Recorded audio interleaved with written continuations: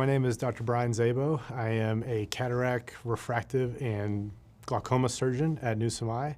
I've been working with the SBL lens, or the ClearView3 lens, for about 1.5 years now. So the craziest thing is when using the ClearView3 lens in terms of outcomes, the patients know exactly, like they can literally have the surgery and then 10 minutes later they go to the post-op kind of area and they can read their watch almost within 10 or 15 minutes. And that's because of that great add power that the ClearView3 lens gives you in terms of the reading portion. Patients immediately are just like, oh my God, wow, there it is, kind of thing. And obviously there's some healing and some things that go on next couple of days, but instantly, at least in my experience, there is a reading component that pops for that patient right away. A lot of the times we try to simulate for a patient what their vision would look like after surgery. So we go into asking questions like, hey, what do you like doing on your daily routine? What are some of your hobbies, some of your likes, your dislikes? Are you active? What do you do sport-wise? And we kind of frame it as, what has the patient already had with their vision?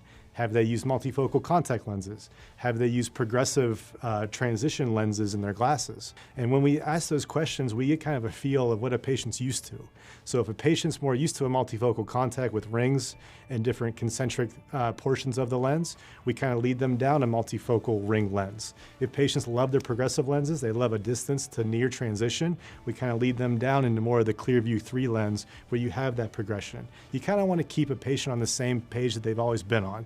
You want to keep them comfortable, you want to keep them using the same technology that they've been using their entire life.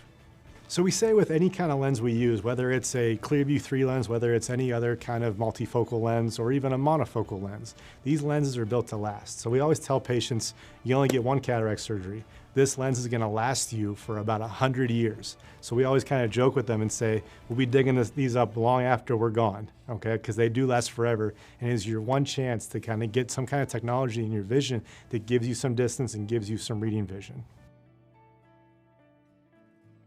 The biggest thing is the patient selection, just with any other type of lens, okay? So with this lens, they don't make it in toric powers because it's not a symmetric optic.